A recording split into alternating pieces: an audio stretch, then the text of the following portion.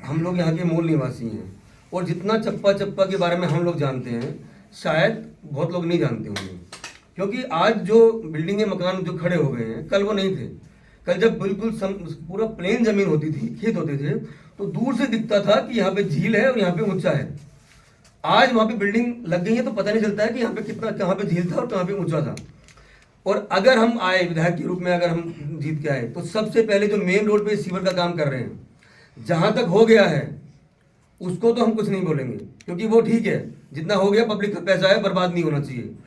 लेकिन आगे हम इस सीवर की जो लाइन है इसको बंद करेंगे और इसके स्थान पे जो पंप हाउस वाला जो रोड है उसमें हम गहरे सीवर का काम कराएंगे, ताकि जो पिछले लोग हैं जो आज तक फ्रंट पे नहीं आ पाए, दूसरा उसका उपयोग नहीं आज तक हम कर पाए।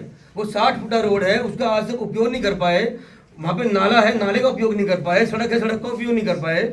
सीवर का अगर देखा जाए तो अगर हम विधायक होते तो सीवर का सारा काम हम उस रोड से कराते। उससे क्या होता कि एक तो लोग वहाँ की आवाजाही कम है, उनको एक अल्टरनेट रास्ता मिलता, जल निकासी के लिए एक अच्छा उनको साधन मिलता, और ये मेन रोड जो हमारी लाइफ लाइन है ये डिस्टर्ब ना होती। क्योंकि अगर हमने इसको जारी रखा तो आने वाले जो जिस गति से काम कर रहे हैं लगभग 20 साल लगेंगे इस सीवर लाइन को मुखबिनपुर तक पहुंचने के लिए, किशननगर तक पहुंचने के लिए। एक सवाल और, बुढ़ाड़ी में आए दिन खबरों में सुनने में आता है कि यहाँ के नेताओं का बिल्डरों से बड़ा गठजोड़ रहता है। अगर आप सत्ता में आए तो आप इस बिल्डर और नेता गठजोड़ का सामना कैसे करेंगे? देखिए, हमें किसी गठजोड़ की या उसकी जरूरत नहीं है। हम एक ही, जब हम घर से निकलते हैं तो जनता के लिए कुछ ना कुछ काम करने के लिए निकलते हैं। किसका किससे क्या गठजोड़ है उस पर हमने अगर ध्यान दिया होता तो शायद यहाँ तक ना पहुँच पाते। हमारा एक ही लक्ष्य है कि जनता में जिसको जहाँ जरूरत है, जो नीति या जो नियम या जो जिसके साथ जहाँ खड़ा होना है उसको प्रायोरिटी पर रखना है। और जो मूलभूत जरूरतें हैं, पानी है, सड़कें हैं, सीवर है, इस पे इस तरह काम करना है कि ये स्थायी हो, 10 साल 15 साल 20 साल के लिए काम हो। तो हम उस नीति पे काम करेंगे ताकि चीज़ें स्थायी हो, लोग स्थायी जीवन जिए। ये नहीं कि भाई आज सड़क बन गई, कल खोद दी, फिर बना दी, फिर खोद दी।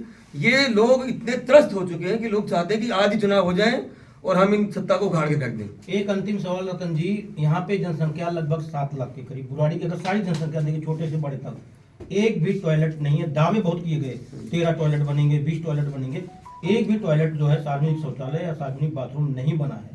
क्या कहेंगे, अगर आपको मौका मिलता है तो क्या ये बन सकता है? देखिए, ये बुराड़ी के लिए बड़ा दुर्भाग्य है कि बुराड़ी के लोगों के पास, आपने टॉयलेट्स की बात करी, टॉयलेट तो एक तरह का सम्मान का प्रतीक है कि अगर जहाँ पे टॉयलेट नहीं है उसको एक तरह से अपमानित होकर कहीं भी टॉयलेट करना पड़ता है। केवल महिलाओं की बात नहीं है, अगर कोई पुरुष भी है तो उसको चारों तरफ देखना पड़ता है कि भाई कोई ऐसी घटना ना हो जाए कि मैं अपमान का भागीदार बन जाऊँ।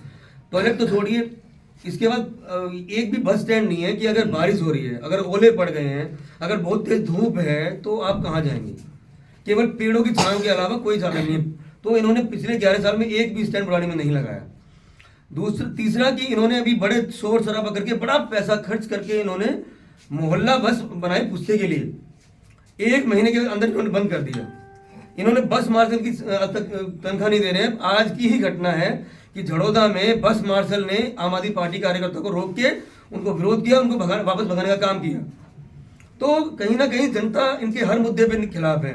बस मार्शल इनके खिलाफ है, सिविल डिफेंस इनके खिलाफ है, जो आंगनबाड़ी कार्यकर्ता इनके खिलाफ हैं, जो आपका गैस टीचर थे इनके खिलाफ हैं, मतलब तमाम जो संस्थाएं थी सरकारी सब इनके खिलाफ हैं। तो ना तो ये सरकार के लिए कुछ कर पाए जो सरकार के एम्प्लॉय थे, और अब ये नया सगोपा छोड़ रहे हैं 2100 रुपये का। अभी गढ़ी में हम लोग गए, उन्होंने, एक महिला ने बोला कि हमें 3 महीने की सैलरी नहीं मिली है। फिर उसके बाद हम बुराड़ी अथॉरिटी गए, वहाँ पे महिला ड्राइवर बोल रही है कि हमें तनख्वाह नहीं मिल रही है। एक तरफ तो आप 2100 रुपये फ्री में देने की बात कर रहे हैं, दूसरी तरफ जो महिलाएं अपने बच्चों को छोड़ के मेहनत करती हैं और ये बोल रही है कि हमारी मेहनत की सैलरी दो, उसकी मेहनत की सैलरी आप दे नहीं रहे हो, और दूसरी तरफ बात कर रहे हो कि फ्री में बात देंगे।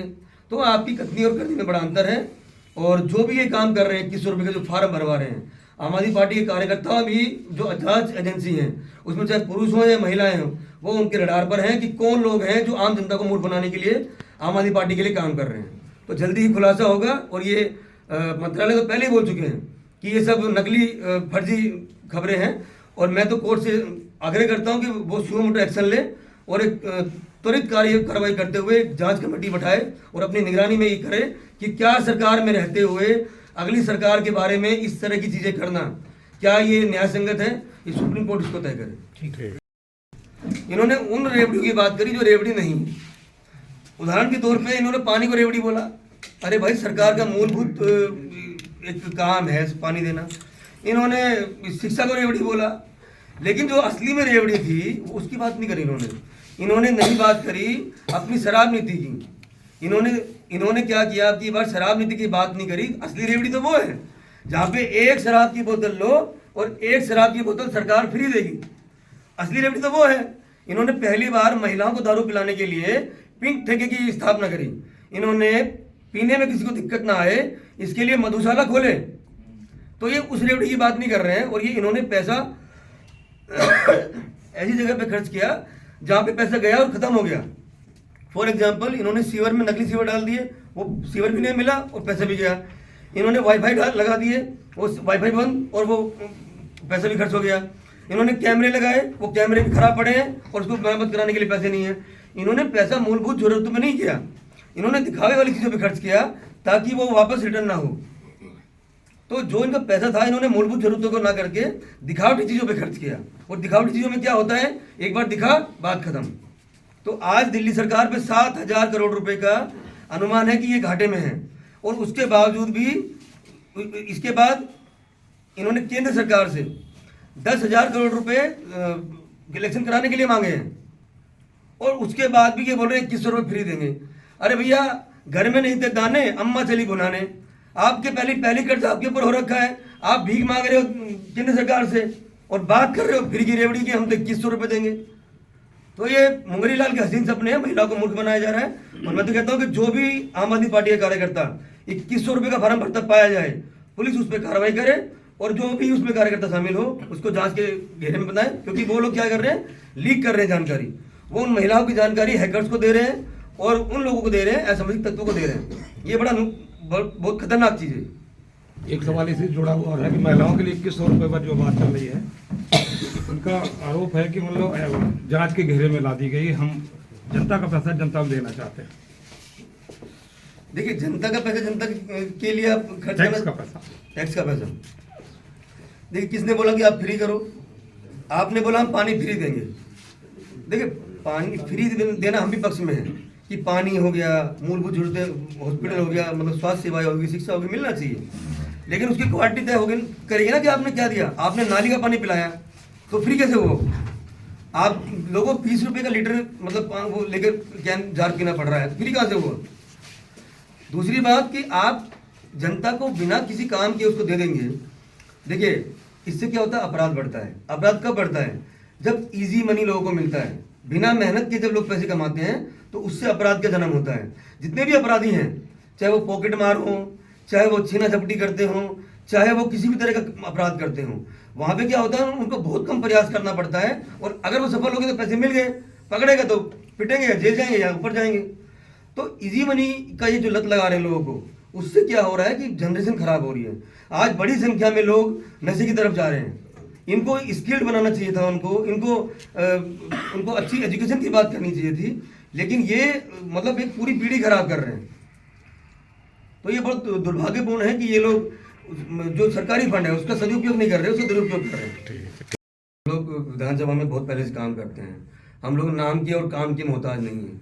हमारे जो विधानसभा के लोग हैं वो इस बात को अप्रिशिएट करते हैं कि जब कोई नहीं था तो रतन त्यागी थे। इस बात का ये हमारी उपलब्धि है और इस बात पे हमें गर्व है कि हम और हमारी टीम हमेशा पब्लिक के साथ खड़े रहे। और हमें ये दिखाने की जरूरत नहीं है कि कोई बड़ा नेता आएगा हमारे लिए वोट मांगेगा तो हम जीतेंगे। जनता खुद हमें कह रही है कि आप आगे बढ़िए, हम आपके साथ हैं। रतन जी, यहाँ दिल्ली में प्रवासियों की संख्या काफ़ी ज़्यादा है और खासतौर से बुराड़ी में, तो आपकी क्या स्कीम होगी उनके लिए?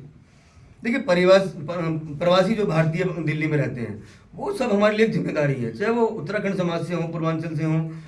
देखने को ये आ रहा है कि जो अभी की जो मौजूदा विधायक हैं या जो सरकारें हैं वो क्षेत्रवाद के आधार पे निर्णय ले रही हैं। उत्तराखंडी है तो उसको ये बोलना है, पूर्वांचली है तो उसको ये बोलना है, जबकि कर किसी के लिए कुछ भी नहीं रहे हैं। तो हमारी योजनाएं यही है कि बुराड़ी एक विधानसभा एक परिवार के रूप में सबके लिए बराबर सुविधाएं हों और उनकी संस्कृति का विशेष ध्यान रखा जाए। जैसे कि आप देख सकते हैं कि उत्तराखंड के जो लोग हैं उनके लिए कुछ नहीं किया आज तक। उतने ही घाट बनाने की बात करी, कुछ नहीं बनाया उनके लिए।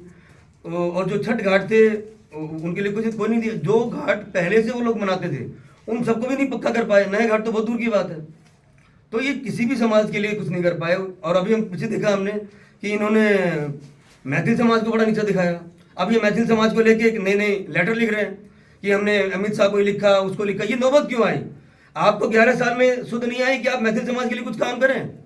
आपको चुनाव से केवल 20 दिन पहले जब आपके ऊपर ये ठप्पा लग गया कि आप मैथिल समाज के खिलाफ हैं, उसके विरोधी हैं, तब आप अमित शाह को लिख रहे हो कि भाई हम मैथिल के लिए कुछ करना चाहते हैं। उसका लेटर को आप फेसबुक पे डाल रहे हो।